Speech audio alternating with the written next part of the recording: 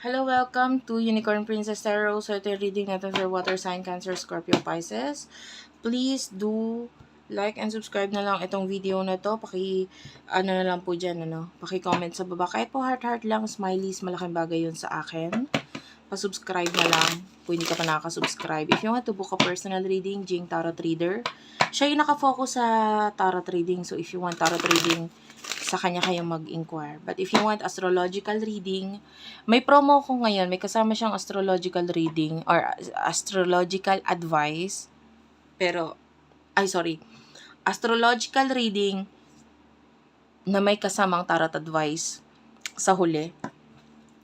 If you want to book, ano ka na lang, email sa aking email ad, virgophilippines@gmail.com. Please do wait for my reply. Honestly, medyo maraming naka-line up ngayon na nagpapa-reading. So, kaya madalang ako makapag-upload ng video. So, maghintay ka lang ng ano ko doon.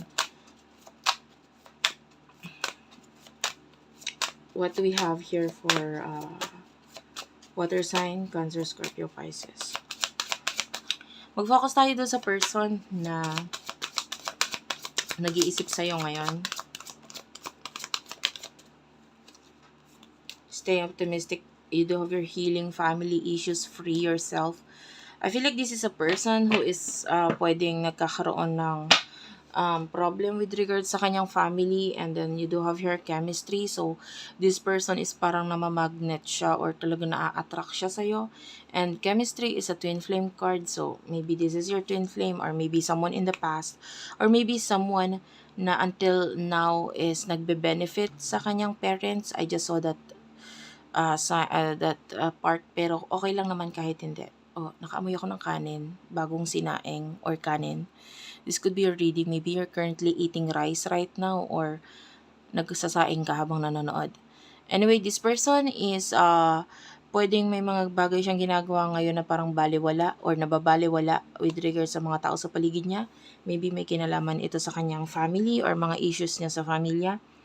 Maybe may mga bagay or mga tao nagbe-benefit sa mga bagay na ginagawa niya, pero pagdating sa sarili niya, I feel like this person, you do have your free yourself. So, pero nakakita tayo dito ng parang nakakulong na unicorn, So, this could be a person that is currently tied sa situation. Maybe nakakakita tayo ng person na may mga bagay sa sitwasyon niya ngayon na pwedeng may kinalaman sa money, home, parents, or children na parang hindi siya makaalis. Like, they still need me, they still need my itong mga bagay na kaya niyang, na mga binibigay niya. So, it could be dealing with someone who is a breadwinner. And marami siyang issues na pinagdadaanan ngayon na gusto niya maayos. And this person is marami siyang ang tawag dito, marami nangyayari ngayon sa buhay niya, and pwedeng wala masyadong connection or hindi masyadong nagiging okay ang connection sa niya, maybe in the past or until now, dahil maaaring nasa iba ang kanyang focus, maybe yun nga sa mga issues sa buhay niya. This person could be someone who has this higher knowledge or higher education. So, pwedeng siya ay someone na mataas ang pinag-aralan, or someone na matalino, or someone na marami ang natututunan, or marami nang natutunan with regard sa kanyang religion, spirituality, or I don't know, you could be dealing with someone na matalino or marami ng natutunan sa career na pinili niya. Maybe someone who has a lot of wisdom, or maybe pwedeng na-meet mo itong person na to during the time na ikaw ay nag-aaral or may inaaral. So, it doesn't matter. But anyway, itong person na to is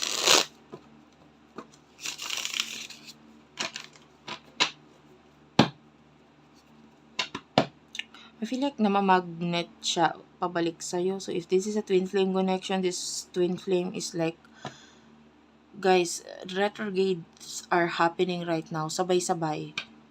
So, hindi na ako magtataka na may mga taong namamagnet babalik sa'yo, especially spiritual connection. Dahil si Saturn at si Neptune nagkakaroon ng retrograde sa sign of Pisces, which is Pisces is a very spiritual sign. Okay, so a very spiritual person ang pwedeng babalik sa buhay ninyo. And pwedeng it's like a person who will be more sensitive pagdating sa mga nasa isip mo, sa mga tao sa paligid mo. And pwedeng during this time, Pluto is also having retrograde and Chiron. So, kung sino man itong mga taong lumayo or malayo sa'yo is pwedeng may mga lesson silang natutunan sa sarili nila or sa buhay nila na pwedeng nagiging dahilan kung bakit nagtitake sila ng actions ngayon sa babalik sa'yo. Okay? Kasama yon. And if this is a twin flame connection, si twin flame na nagkakaroon ng issues na nagiging dahilan para mabalik siya sa'yo. Kasi honestly, kung hindi siya magkakaroon ng issues, wala siyang rason para bumalik. Like maybe, itong issues na ito ang nagiging dahilan para ibalik siya ng universe sa'yo. Like you have to thank the universe right now para sa mga big changes na nangyayari pagdating sa connection niya, especially if you are spiritually connected sa taong ito.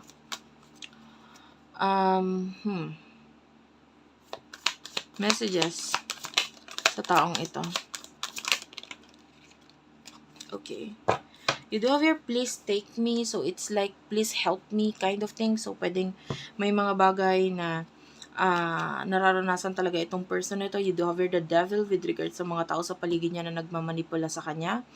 Maybe there's this a lot of pagod or stress ang nararanasan niya dito sa mga taong ito na pwedeng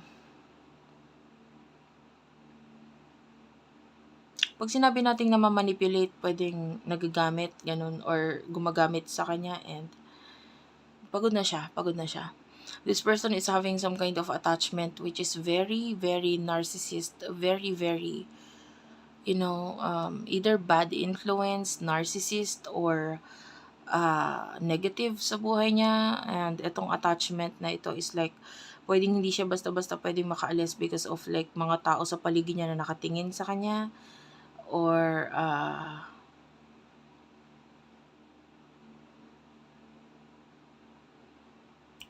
I feel like nararamdaman niya na importante siya dito sa mga taong ito. Kasi pag wala siya, these people are nothing or this person is nothing kung sino man itong mga taong nagiging involved sa problema niya ngayon. You do have your miss na kita. So this person will, eventually be back sa buhay mo in the near future. Ngayon, pwedeng nagsisimula na while Mercury is having retrograde. Some kind of pagbabalik mula dito sa person na to. You do have your number 1. And I feel like this person, pwedeng akala mo nag-end na yun sa inyo or wala na talaga, hindi na mababalik or mahirap na ibalik. Or, this could be a person, you do have your evil eye wherein pwedeng nagkaroon ng galit sa'yo or ikaw ito nagalit sa kanya. So, maybe, or someone in your connection ang nagalit. I can hear the word galit eh. And, pwedeng ito yung naging dahilan kung bakit nag-end yung situation or connection ninyo in the past. You do have here, humanap man ng iba, ikaw pa din.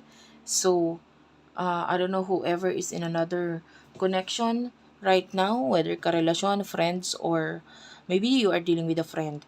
And then pwedeng may mga ibang friend na dumating sa buhay mo but you feel like iba pa rin itong best friend na ito or iba pa rin itong taong ito in the past.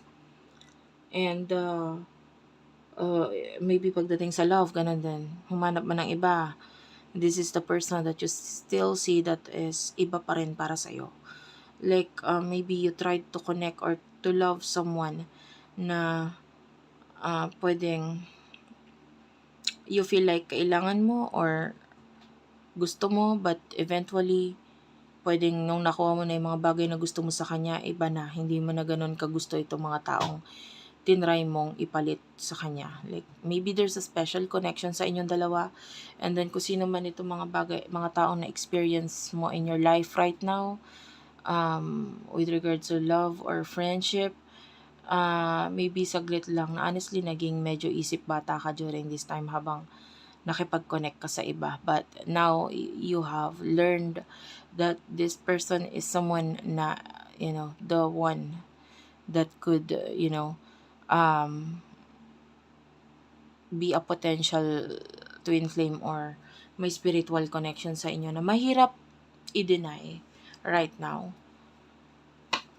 Okay, so what will happen in the near future sa inyong dalawa? For water sign, hindi ko to kukunin masyadong marami. Lagi kong tinitingnan ang picture mo. In the near future, you do have here, binago mo ako. So, a lot of changes in the near future sa inyong dalawa. At the bottom of the deck, you do have here, binago mo ako. And temperance. So, there's no more waiting in the near future. I feel like, yung iba sa inyo, there's going to be someone na magiging honest pagdating sa communication, conversation.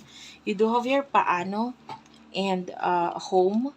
So, I feel like someone here is going to make changes pagdating sa home, pagdating sa tahanan. And maybe sa connection ninyo, maybe may pag-uusap regarding sa mga changes na gagawin with regards sa home.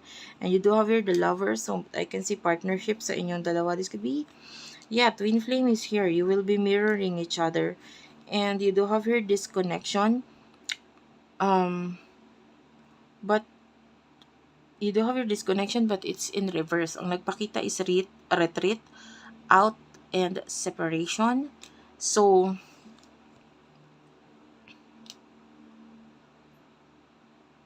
I feel like there's something na mangyayari or magi-end with regards sa mga bagay na sinabi noon. Yan, mga bagay na sinabi noon. There's some kind of pag-alis or pag-end with regards to that. Some kind of ending. And you do have here the sun. So, a lot of positivity and magandang connection sa inyo in the near future sa taong ito. And I feel like you will be helping this person na ituro yung tamang direction or tamang dapat gawin. Maybe pagdating sa situation niya, maybe you're going to give this person advice sa mga dapat niyang gawin sa situation niya, especially with regards sa kanyang home. So that is it for now. Thank you for watching. I love you all and bye-bye.